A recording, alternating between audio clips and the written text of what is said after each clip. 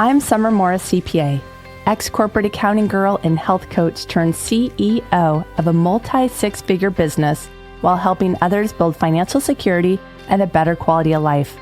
It wasn't that long ago I lacked the confidence, the right plan, and time to focus on growing my small but mighty business. Fast forward past many failures and lessons learned, and you'll see the healthier business and lifestyle I have today. One that changes lives while giving me more freedom than I ever thought possible.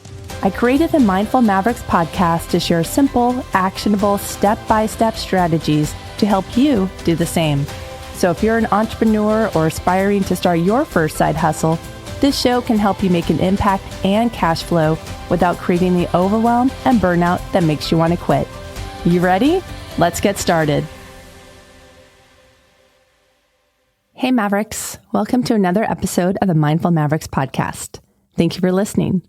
Today we'll discuss the importance of setting healthy boundaries with customers, including learning to say no. Healthy boundaries are essential for maintaining a healthy work-life balance and preserving physical and mental well-being. Setting healthy boundaries is crucial for maintaining a healthy life and ensuring you have time for yourself. Now, I understand it can be challenging to navigate relationships with customers, but with the right approach, you can communicate your needs effectively and establish clear boundaries. Now, often when I start working with a new money coaching client that's a business owner, I'll ask them this. Okay, let's say I offer you a job and it includes the same job description you're doing now, the same amount of hours and pay. Would you take my job? That's when a big no usually comes my way. They say no. They would not take the identical job I offered them, which is exactly what they're doing now. My question is, if you wouldn't take the job from me, why would you take it when you are the boss creating your job? They'll often share many reasons why they feel stuck in their current situation with customers, like customers who call them at all hours of the night, customers that don't pay on time but demand more services, things they can begin to overcome by simply implementing my favorite boundary setting tips, which I'm going to be sharing with you today. But before I do, I just want to say that setting and maintaining healthy boundaries takes practice. It can feel like riding a bike or a mechanical bull for the first time. Setting personal boundaries can sometimes lead to resistance from others, as they may not be accustomed to these new boundaries or may feel challenged by them. It's natural for people to push back when they feel a sense of shift in the dynamics or expectations. However, it's important to remember that setting boundaries is crucial for your self-care and your longevity as a business owner. It's okay to face resistance from others as long as you stay firm in your boundaries and prioritize your needs. In the long run, establishing and maintaining healthy boundaries can lead to more authentic and respectful relationships. As a bonus, I created a free downloadable workbook for setting healthy boundaries and saying no to customers that goes hand in hand with this episode. You can download it at summermorris.com/5. That's summermorris.com/ and the number 5. You might even want to pass this episode on to a customer that's challenging your boundaries. All right, let's get to those tips for setting healthy boundaries with customers. They are: clarify your policies, define the scope of work, set communication boundaries, including your availability, delegate when necessary, stick to your pricing, take breaks and schedule time for your personal activities, especially during busy seasons, review and adjust as needed, and practice saying no. I'll dive into the first one after this brief commercial break.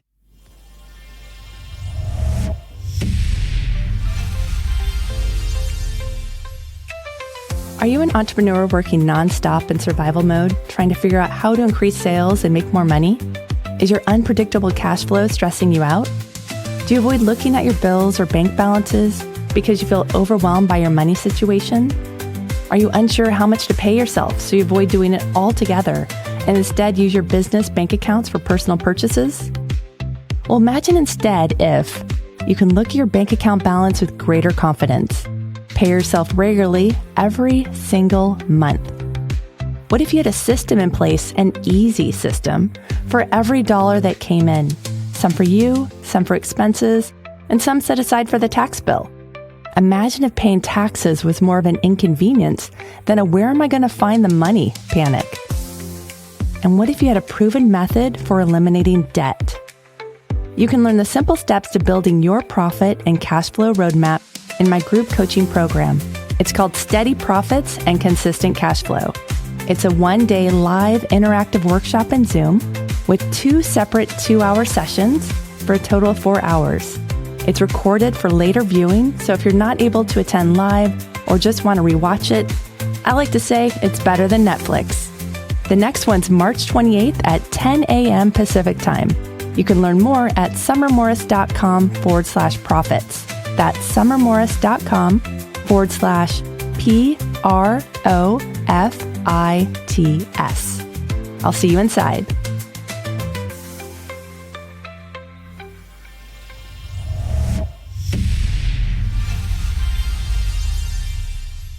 Welcome back. Okay, tip number 1, clarify your policies. Start by clearly outlining your business policies regarding work hours, communication channels, response times, and payment terms. Communicate these policies to your customers up front to manage their expectations from the beginning. For example, when someone calls me to schedule time to talk about doing their taxes, I send them a link to my tax process webpage at summermorriscpa.com/tax process so they can learn about my virtual income tax preparation and planning services as well as the related pricing. Tip number 2, define scope of work. Clearly define the scope of work for each project and set realistic deadlines. Ensure your customers understand what's included in your services and what is not. Be sure to include the pricing for these services, the payment terms, when the payment is due and how you intend to be paid, the estimated completion date, and how you handle changes in the agreed scope to avoid scope creep. Now, scope creep happens when changes are made to the original project scope or the originally agreed parameters for the project without any procedures like change requests to manage the change requested and agreed to, and any related fees that would come with changing the original terms of the project. To keep on the same tax preparation example, before starting the tax preparation, I have the clients electronically sign an engagement letter that explicitly states the terms of the engagement, includes much of the same information that's on that tax process webpage, but it requires the clients to sign to agree to the terms. If there's any confusion later, we can refer back to the signed document. Tip number 3, set communication boundaries, including your availability. Establish guidelines for how customers can contact you, such as through email, phone, or text message during specific hours. Set aside specific time to respond to emails and calls to prevent burnout. This can help prevent interruptions that allow you to focus on your task at hand. Now, this tip is a huge one for me. Although I know it doesn't make me everyone's favorite person, it honors and respects both me and the person whose project I'm working on in that moment. You need to be able to manage the expectations of how someone can contact you from the start of the relationship. For example, in most situations, I prefer email communication with my clients over phone and text. It's in written form, so I can add their electronic notes to their customer file. And if I receive an email while I'm working on another client's project, I'm in a Zoom meeting, or it's received outside my working hours, it'll be sitting in my inbox ready for my return. Text messages are helpful when a client wants to reschedule a meeting we have that day. I simply believe that receiving a phone call or a text is at the sender's convenience, not necessarily yours. So even though you want to serve your clients to the best of your ability, that sometimes means getting back to them later or on another day altogether, depending on your existing commitments and schedule. Now here's a couple ways I set communication boundaries. In my email signature, mine currently says work hours. I offer appointments via phone and Zoom Tuesday through Thursday from 1 p.m. to 6 p.m., leaving Mondays and Fridays for uninterrupted income tax preparation and QuickBooks Online accounting. I read and reply to emails during the workday and strive to respond within 2 business days during tax season. If your message requires an immediate response before them, it's best to call me. Now, suppose I receive a text message from a customer that feels more appropriate for the email setting, and I want to guide the customer toward communicating with me via email. In that case, I respond to their text inquiry via email and not text. Another way I set communication boundaries is I turn off or log out of email to focus on the task at hand. Then I'll open up the email a couple hours later. This increases focus and reduces the risk of errors on whatever project I'm working on. When I receive calls, texts, or emails outside my normal work hours, I respond to them during those normal work hours. Now, this was a tricky one for me to grasp early on in my self-employed life. I would receive text messages at 2 p.m. or phone calls, emails Wednesday at 8 p.m., and I'd want to respond as quickly as I could. How can I be of best service to this customer, whoever they are? But what I was actually doing was setting that expectation that they can reach out to me Sunday at 2 p.m. They can call or email me Wednesday at 8 p.m. or 9 p.m., and I would get back to them. And so it's really important to notice that if you're going outside what feels right for you as far as the boundaries or parameters you want to have, that knowing that whenever you're saying yes to something, you might be saying that it's okay to do in the future. So knowing that if you get that text message at 2 o'clock on a Sunday, it is okay to wait until Monday morning or when you get back to the desk on Monday to respond. Another way I set boundaries is I use a calendaring tool for clients to schedule appointments with me. When I receive an email or a call that I let go to voicemail, a text maybe, I respond when I can with a link to my calendaring tool. And so the calendaring tool I use, I love it, by the way. It looks at my Google Calendar that already has blocked off for existing client appointments, blocked off for areas where I'm going to do uninterrupted accounting or tax processes, as well as areas that are blocked up for my personal time, whether it be for my endurance training, a doctor appointment, whatever it is. And so the calendaring tool then looks at the availability and offers the customer the options of what's available to them. So last week, I had a new customer reach out with an email and said, "Do you got 5 minutes?" I sent them the link to the calendaring tool, and they responded back and said, "It looks like your first availability isn't for a few days. I only need 5 minutes. Can I have 5 minutes for you? Can I just call you, leave a voicemail, and you just call me back when you can and we'll reconnect?" But what's important to know, and what I shared with this new customer later that day, is that my calendaring tool is looking at my availability. So if it says that my next availability is a few days out, that's when it is. Again, this is where you're setting the expectations. If they look at the calendaring tool and it says a few days out, and they respond back with, "Come on, I just need a 5-minute or 10-minute call with you." If you allow that to happen, you're showing up with two things. First, you're showing them that the calendaring tool doesn't really matter, because if I don't see something on there that works for me, she'll squeeze me in. What it also does is it demonstrates that whoever's project I'm working on in that moment, on that day, whoever that customer is that I dedicated time for that particular project, that they're no longer my priority. Instead, my priority is for the person that doesn't want to wait their turn on the calendaring tool and instead tries to persist to get me sooner. And so, like I mentioned, it doesn't make me the best friend of everybody, but it does show how much I value the person whose task I'm working on in that day. All right, let's get back to it. I've learned through the research that stopping a project or task for an unplanned phone call or email interruption can take the average person 23 minutes to get back to where they were and focus on their project prior to the interruption. The phone calls can often last much longer than 5 minutes with new customers regarding accounting and tax questions, and it may involve some back and forth phone tag, thus increasing the inefficiency.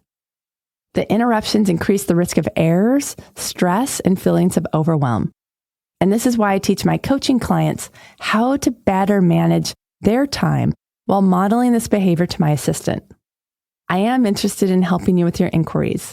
However, I also need to respect my time, my boundaries, and the clients who have scheduled time for me to work on their accounting or taxes that day. I use the calendaring tool to communicate my availability. And I mentioned to this person with kindness that if you prefer to email me your detailed question, I can plan to reply within a couple days, given existing income tax deadlines.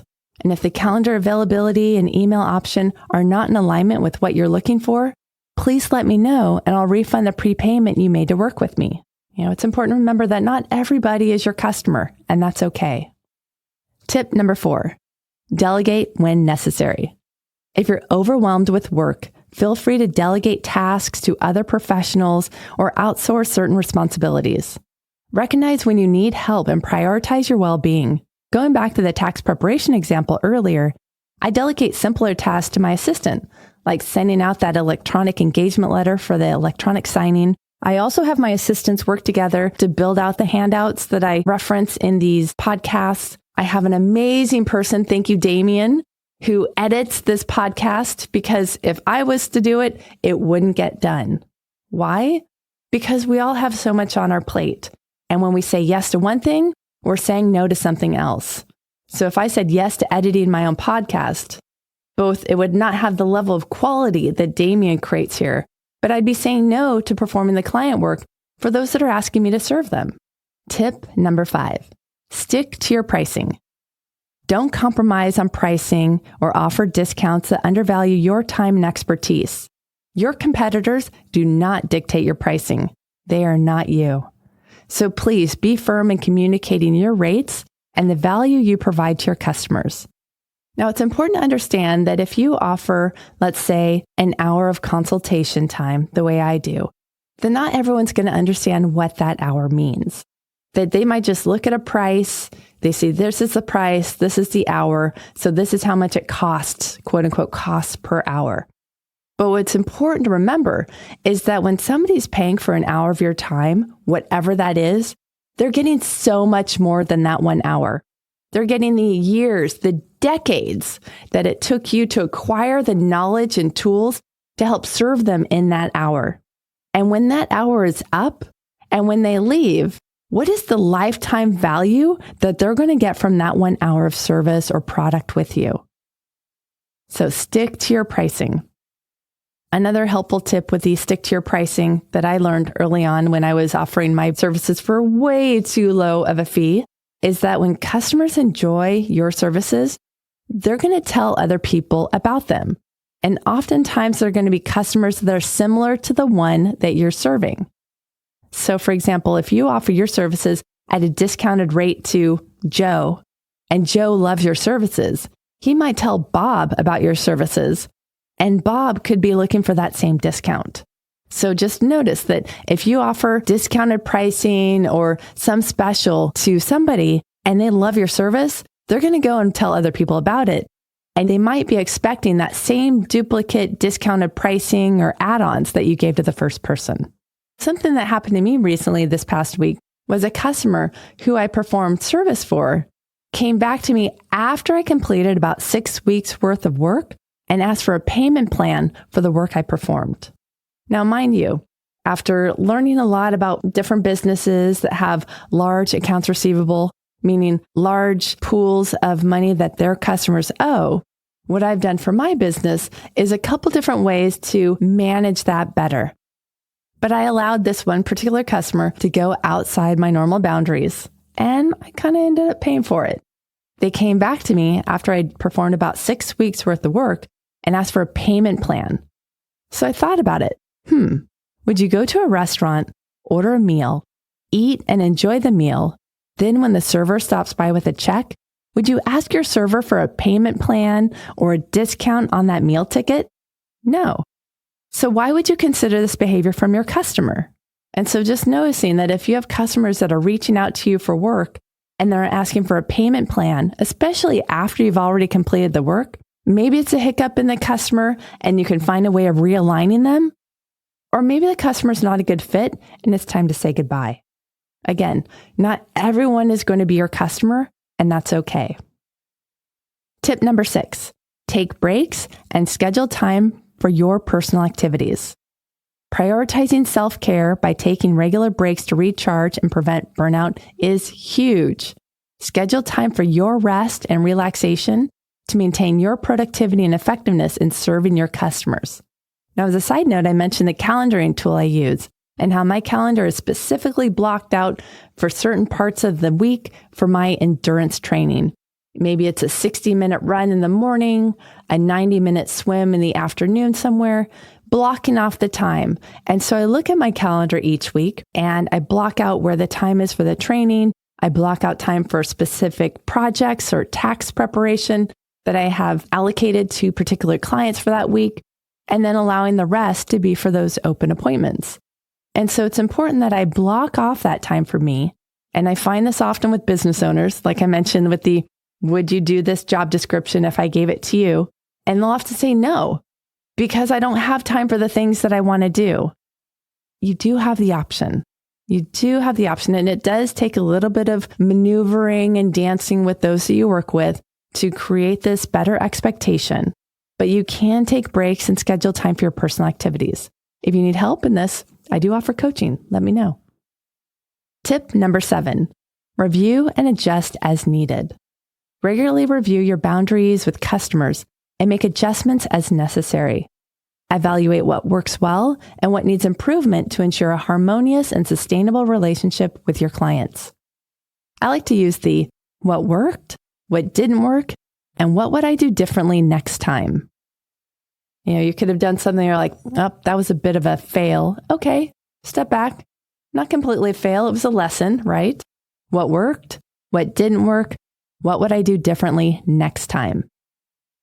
I'll dive into tip number 8, practice saying no after this brief commercial break.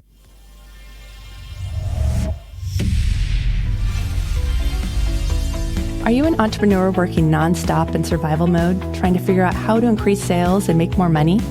Is your unpredictable cash flow stressing you out? Do you avoid looking at your bills or bank balances because you feel overwhelmed by your money situation? Are you unsure how much to pay yourself, so you avoid doing it altogether and instead use your business bank accounts for personal purchases? Well, imagine instead if you can look at your bank account balance with greater confidence. Pay yourself regularly every single month. What if you had a system in place, an easy system, for every dollar that came in? Some for you, some for expenses, and some set aside for the tax bill. Imagine if paying taxes was more of an inconvenience than a where am I going to find the money panic. And what if you had a proven method for eliminating debt? You can learn the simple steps to building your profit and cash flow roadmap in my group coaching program. It's called Steady Profits and Consistent Cash Flow. It's a one-day live interactive workshop in Zoom with 2 separate 2-hour sessions for a total of 4 hours. It's recorded for later viewing, so if you're not able to attend live or just want to rewatch it, I like to say it's better than Netflix. The next one's March 28th at 10 a.m. Pacific Time.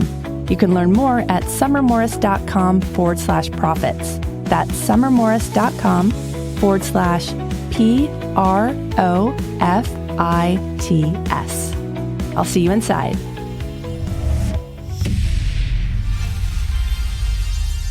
Welcome back. All right, the final tip of the day. Tip number 8, practice saying no. Let's start by understanding why saying no is essential for our health. When we say yes to everything and everyone, we often overextend ourselves, leading to stress, burnout, and feelings of resentment. Saying no allows us to prioritize our needs and values, leading to a healthier and more authentic life. Learning to say no when a request doesn't align with your values, expertise, or availability is okay. It's okay to decline projects or tasks that don't fit within your scope of work, stretch you too thin, or will require you to cancel time you already had scheduled for something else. I like to say when we say yes to one thing, we're saying no to something else. Saying no is not about being selfish or rude. It's more about self-care and self-respect. By recognizing our limits and communicating them effectively, we can establish healthy relationships and maintain balance. Now, I understand saying no can be challenging, especially for people pleasers or those who struggle with confrontation. But it's a skill that can be learned over time. You can say no with confidence and grace by practicing assertiveness and being clear about your priorities. One of the benefits of saying no is it allows us to focus on what truly matters to us. The alternative is to say yes to anything and find yourself drained of energy or doing things that don't align with your values. No thanks. Instead, saying no can increase productivity, creativity, and overall well-being. It's important to remember saying no is not a rejection of others, but a choice to honor yourself. By setting boundaries and saying no when appropriate, you show respect for your time, your energy, and your mental health. This ultimately leads to healthier relationships and a greater sense of empowerment. So how can you start practicing saying no in your daily life? One tip is to pause and reflect before saying yes to any request. Consider whether it aligns with your values and whether you have the capacity to take it on. If it doesn't feel right, it's okay to say no. And for me, with the tax deadline about 2 weeks away, I have quite a few folks calling or emailing me asking, can I help them with the April 15th deadline? But then looking at my existing capacity of those I perform ongoing accounting for, my ongoing coaching clients, the existing people I'm doing taxes for, and I tell them kindly, unfortunately, I can't help you meet the April 15th tax deadline. And it doesn't mean I don't want to serve them. It means that it just doesn't make sense logically, given the capacity of what I have on my plate already. Another helpful strategy is to be honest and direct when declining a request. You don't have to provide an elaborate excuse. Don't apologize. Simply express your limits firmly and with kindness. Remember, it's okay to prioritize your own well-being. So there you have it, Mavericks. Remember, setting boundaries with customers is essential for maintaining your well-being, increasing your efficiency and productivity while reducing feelings of burnout. By following these tips, you can establish clear expectations, protect your well-being, and foster healthy relationships with your clients. And I have that free Setting Healthy Boundaries and Saying No to Customers downloadable workbook that goes hand in hand with this episode. You can download it at summermorris.com/5. That's summermorris.com/5. Thank you for tuning in to this episode of the Mindful Mavericks podcast. I wish you all the best in implementing healthy boundaries with your customers. Remember that it's okay to communicate your needs, prioritize your well-being, and set boundaries that support your overall health. Until next time, take care and stay well. Namaste.